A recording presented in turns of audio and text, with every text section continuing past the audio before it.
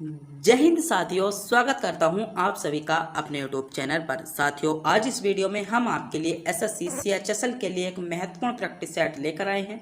आज के practice set में हमने सभी टॉपिक सेलेक्टेड इंपॉर्टेंट और गोल्डन टॉपिकों पर बात करने की कोशिश की है और आज के जो क्वेश्चन है सभी आपके लिए इंपॉर्टेंट क्वेश्चन है जो आपको सीधे आपके एग्जाम में देखने को मिलेंगे।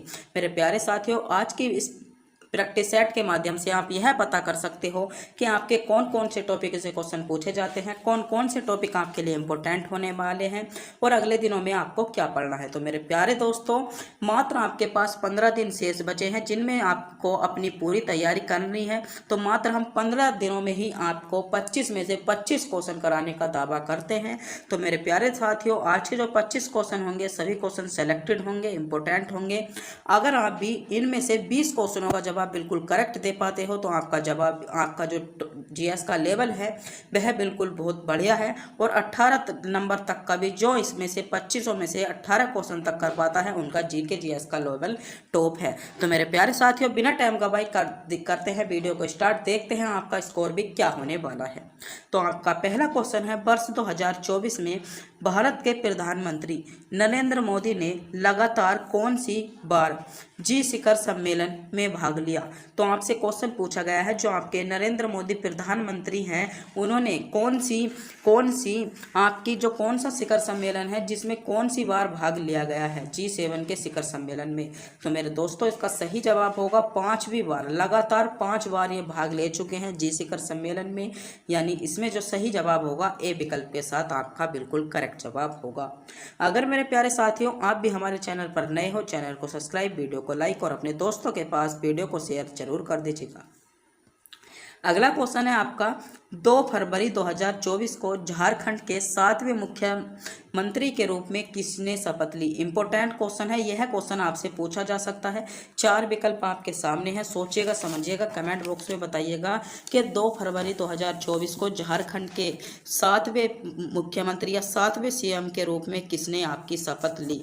तो मेरे दोस्तों, सही जवाब होगा चंपई सोरेन ने जो ली है वह आपकी शपथ ली गई है कहाँ के, झारखंड के सीएम के रूप में। इसमें जो करेक्ट जवाब होगा डी विकल्प के साथ, इसमें आपका बिल्कुल करेक्ट जवाब होगा जिन बच्चों ने विकल्प डी को चुना था।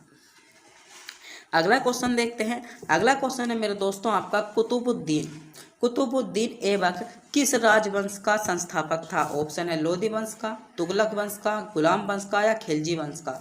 तो बताइए, आपसे क्वेश्चन पूछा गया है आपका कि कुतुबुद्दीन ऐबक कौन से वंश का संस्थापक था। तो मेरे दोस्तों, जो कुतुबुद्दीन ऐबक था वह आपका गुलाम वंश का संस्थापक था। कौन से वंश का संस्थापक था? गुलाम वंश का संस्थापक था। बात करते हैं कि लोधी वंश का संस्थापक कौन था। तो बहलोल लोधी जो थे मेरे दोस्तों वे आपके लोधी वंश के संस्थापक थे। और गयासुद्दीन तुगलक जो थे वे आपके तुगलक वंश के संस्थापक थे। गुलाम वंश के संस्थापक आपके कुतुबुद्दीन ऐबक हो जाएंगे। और खिलजी वंश के संस्थापक कौन हो जाएंगे? तो गयासुद्दीन खिलजी आपके खिलजी वंश के संस्थापक हो जाएंगे। तो क्वेश्चन आपसे पूछा गया था, कुतुबुद्दीन ऐबक किस राजवंश के संस्थापक थे। तो सी विकल्प के साथ इसमें गुलाम वंश आपका बिल्कुल करेक्ट जवाब हो जाएगा। बढ़ते हैं अगले क्वेश्चन पर। अगला क्वेश्चन आपके लिए क्या इंपॉर्टेंट है। अगला क्वेश्चन है आपका, किसान क्रेडिट कार्ड योजना किस वर्ष शुरू की गई थी। इंपॉर्टेंट और सेलेक्टेड क्वेश्चन है आपका, एसएससी सीएचएसएल के लिए इंपॉर्टेंट क्वेश्चन होने वाला है। 5 स्टार इस क्वेश्चन को दूंगा, 100% इस क्वेश्चन को आपको किसी न किसी शिफ्ट में यह क्वेश्चन देखने को मिल जाएगा कि किसान क्रेडिट कार्ड योजना, किसान क्रेडिट कार्ड जो योजना थी मेरे दोस्तों वह कब शुरू की गई थी। तो सही जवाब होगा आपका किसान क्रेडिट कार्ड जो योजना थी वह आपकी 1998 में शुरू की गई। कब शुरू की गई? 1998 में आपकी किसान क्रेडिट कार्ड योजना शुरू की गई। तो इसमें सही जवाब क्या होगा? इसमें जो आपका करेक्ट जवाब होने वाला है सी विकल्प के साथ, इसमें आपका बिल्कुल करेक्ट जवाब होगा जिन बच्चों ने विकल्प सी को चुना है। अगले क्वेश्चन पर पढ़ते हैं। अगला क्वेश्चन है आपका, मानवाधिकार संधिनियमों के स्वतंत्रता विशेषज्ञों का कार्यकाल कितने वर्ष का होता है। तो मेरे दोस्तों, जो इनका कार्यकाल होता है वह आपका 4 वर्ष का होता है, यानी डी विकल्प जिन बच्चों ने चुना है बिल्कुल सही चुना है। डी विकल्प के साथ इसमें आपका सही जवाब होगा। अगला क्वेश्चन है आपका, प्रधानमंत्री नरेंद्र मोदी के प्रधान सचिव के रूप में पुनः नियुक्त किया गया। तो प्रधानमंत्री नरेंद्र मोदी के जो प्रधान सचिव के रूप में नियुक्त किया गया, किसको नियुक्त किया गया? प्रमोद कुमार मिश्रा को, अमित शाह को, अजीत डोभाल को या एस जयशंकर को? बताइएगा। विकल्प आपके सामने है, सोचिएगा समझिएगा, विकल्पों पर जोर दीजिएगा और हमको बताइएगा प्रधानमंत्री नरेंद्र मोदी के प्रधान सचिव के रूप में किसे नियुक्त किया गया है? तो मेरे दोस्तों, जो प्रधानमंत्री नरेंद्र मोदी के जो प्रधान सचिव के रूप में नियुक्त किया गया है वह आपका प्रमोद कुमार मिश्रा को नियुक्त किया गया है। यानी इसमें जो सही जवाब होगा वह आपका ए विकल्प बिल्कुल करेक्ट जवाब होगा, जो बच्चे विकल्प ए की ओर जा रहे थे। अगला क्वेश्चन है आपका, भारत में कितने केंद्रीय गुप्तचर प्रशिक्षण विद्यालय हैं? तो कितने केंद्रीय जो गुप्तचर प्रशिक्षण विद्यालय है? तो मेरे दोस्तों सही जवाब होगा आपके 5 विद्यालय हैं, यानी बी विकल्प इसमें आपका बिल्कुल करेक्ट जवाब हो जाता है। अगले क्वेश्चन पर बढ़ते हैं। अगला क्वेश्चन है आपका, अर्जेंटीना की राजधानी इनमें से कौन सी है? तो विकल्प आपके सामने शो हो रहे हैं, आपको इन 4 विकल्पों में से एक विकल्प को चुनना है जो आपका करेक्ट जवाब है। आपसे क्वेश्चन पूछा गया है अर्जेंटीना की राजधानी। अगर मेरे प्यारे साथियों यही क्वेश्चन आपको सीधे आपके एग्जाम में देखने को मिल जाता तो आप इसका ऑप्शन क्या लगाते? तो ब्यूनस आयर्स क्या है इसकी अर्जेंटीना की राजधानी है, यानी ए विकल्प जिन बच्चों ने चुना है बिल्कुल सही चुना है। ए विकल्प के साथ इसमें आपका बिल्कुल करेक्ट जवाब होगा जिन बच्चों ने विकल्प ए को चुना है। अगला क्वेश्चन देखते हैं। अगला क्वेश्चन आपका, केंद्रीय पुलिस प्रशिक्षण अकादमी CAPT में निम्नलिखित में से किस श्रेणी के अधिकारियों को बुनियादी प्रशिक्षण मिलता है? तो किस ग्रुप के? तो जो आपका केंद्रीय पुलिस प्रशिक्षण आपकी एकेडमी है उसमें निम्न में से किस श्रेणी के अधिकारी को? तो मेरे दोस्तों ग्रुप ए के जो अधिकारी होते हैं उनको इसमें प्रशिक्षण मिलता है, यानी ए विकल्प के साथ इसमें आपका बिल्कुल करेक्ट जवाब होगा। जिन बच्चों ने विकल्प ए को चुना है बिल्कुल सही चुना है। ए विकल्प को चुनने वाले सभी बच्चों का जवाब बिल्कुल करेक्ट जवाब निकल कर आता है। अगला क्वेश्चन है आपका, निम्नलिखित में से किन दिनों को राष्ट्रीय एकता दिवस के रूप में बनाया जाता है? तो आपको बताना होगा कि किस दिन को राष्ट्रीय एकता दिवस के रूप में किस दिन को बनाया जाता है। विकल्प आपके सामने है, सोचिएगा समझिएगा, क्वेश्चन पर विचार कीजिएगा, कमेंट बॉक्स में बताइएगा कि निम्नलिखित में से किस दिन को राष्ट्रीय एकता दिवस के रूप में बनाया जाता है। तो राष्ट्रीय एकता दिवस, तो मेरे दोस्तों जो राष्ट्रीय एकता दिवस के रूप में बनाया जाता है वह आपका 15 अक्टूबर को बनाया जाता है। 15 अक्टूबर को राष्ट्रीय एकता दिवस के रूप में मनाया जाता है। अगला क्वेश्चन है आपका, कृष्ण क्रांति का संबंध। बहुत ज़्यादा क्वेश्चन पूछा जाता है कि कृष्ण क्रांति का संबंध। तो मेरे दोस्तों जो कृष्ण क्रांति का संबंध है वह आपका खनिज तेल उत्पादन से है। कहाँ से है?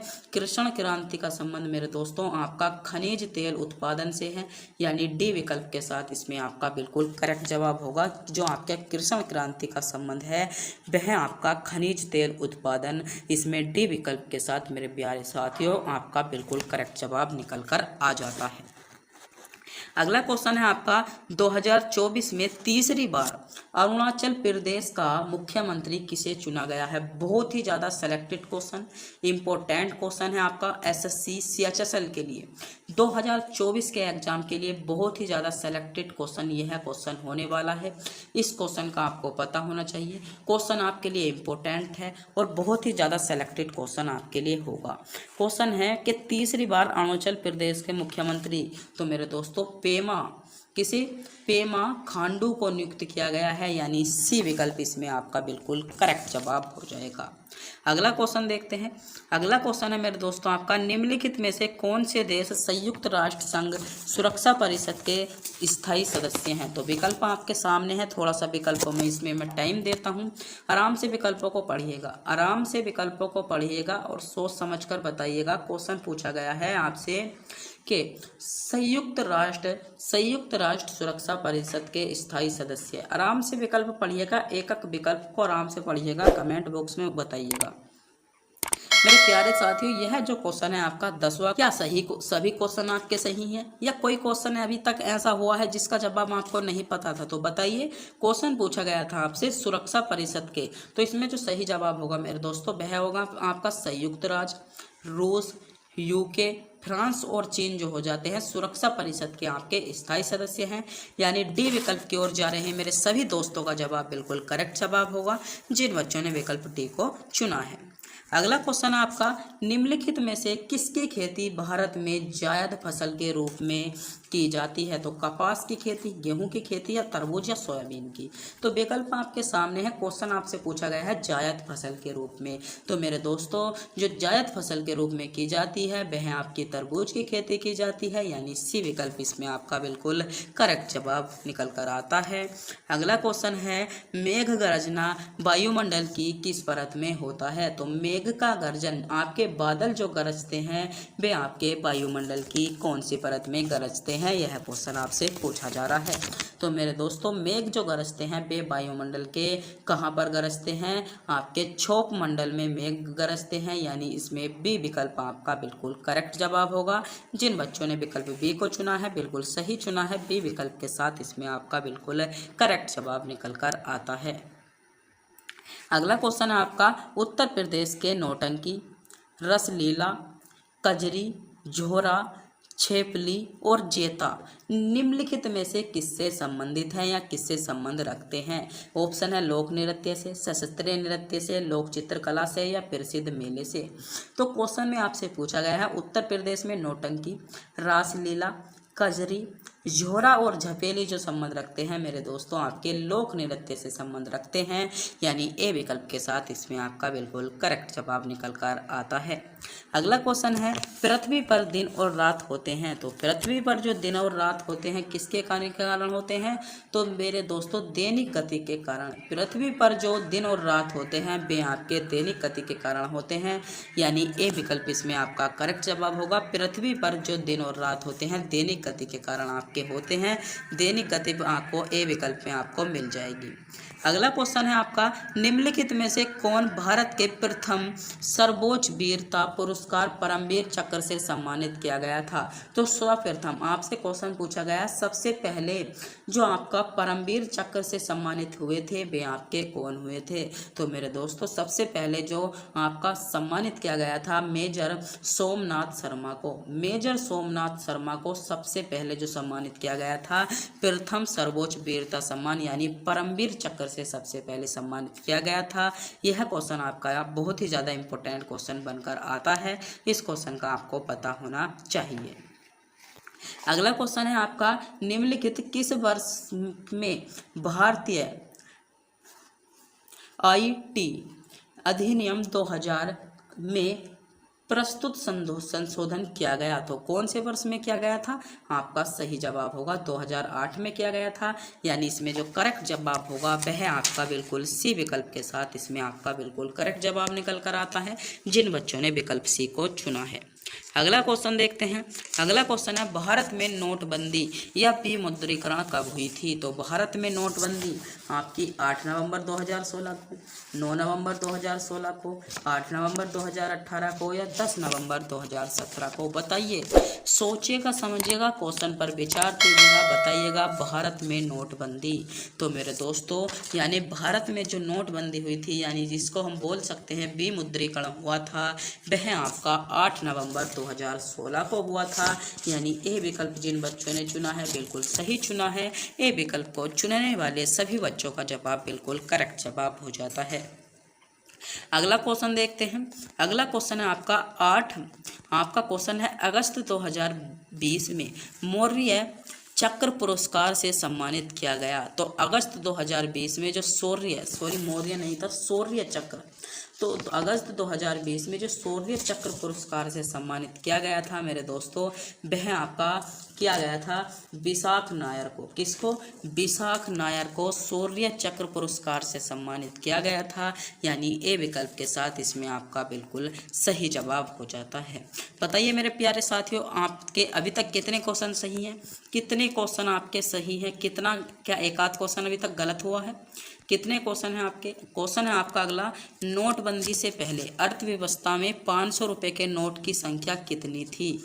तो यह क्वेश्चन आपसे पूछा गया है। इम्पोर्टेंट क्वेश्चन है क्योंकि उत्तर प्रदेश पुलिस में यहाँ से क्वेश्चन आपको देखने को मिले थे। जो आपके पेपर हुए थे हाल ही में 2024 में, शायद फरवरी माह में, तो उसमें क्वेश्चन यहाँ से देखने को मिले थे कि नोटबंदी से पहले अर्थव्यवस्था में जो 500 के नोट की संख्या थी वह आपकी कितनी थी? तो कितनी थी? आपका सही जवाब होगा 17,100 कितनी 65 मिलियन। 17,165 मिलियन जो थी वह आपकी नोटों की संख्या थी। यानी इसमें जो करेक्ट जवाब होगा पी विकल्प के साथ, इसमें आपका बिल्कुल करेक्ट जवाब निकल कर आ जाएगा। अगला क्वेश्चन आपका, स्पर्श रेखा किस खेल से संबंधित है? तो बताइए, स्पर्श रेखा आपकी तैराकी से संबंधित है, कबड्डी से संबंधित है, फुटबॉल से संबंधित है या मुक्केबाजी से संबंधित है? तो स्पर्श रेखा, तो मेरे प्यारे साथियों जो स्पर्श रेखा का संबंध है वह आपका कबड्डी से है। यानी विकल्प बी इसमें आपका सही जवाब होगा। अगला क्वेश्चन है, इतिहासकारों के अनुसार निम्नलिखित में से किसे दिल्ली का पहला सुल्तान चुना गया था? तो दिल्ली का जो पहला सुल्तान चुना गया था कुतुबुद्दीन ऐबक को चुना गया था। वे विकल्प इसमें आपका करेक्ट जवाब होगा। और अगला क्वेश्चन आपका, वायुमंडलीय सापेक्ष आर्द्रता को मापने के लिए उपयोग किए जाने वाला उपकरण है? तो हाईग्रोमीटर का इसमें हम प्रयोग करते हैं। यानी बी विकल्प के साथ आपका करेक्ट जवाब हो जाता है। और आज के वीडियो का अंतिम क्वेश्चन आपकी स्क्रीन पर आ चुका है। क्वेश्चन है, निम्नलिखित विकल्पों में से कौन मध्य प्रदेश में स्थित UNESCO की विश्व धरोहर स्थलों में शामिल नहीं है? तो इसमें से आपको बताना होगा खजुराहो का स्मारक समूह, हम्पी स्मारक स्तूप, आपका सांची का बौद्ध स्मारक या भीम बेटिका के शिलान्यास। बताइए। तो आपसे क्वेश्चन पूछा गया है विश्व धरोहर स्थलों में शामिल जो नहीं है वह आपका नहीं है हम्पी स्मारक। जो हम्पी स्मारक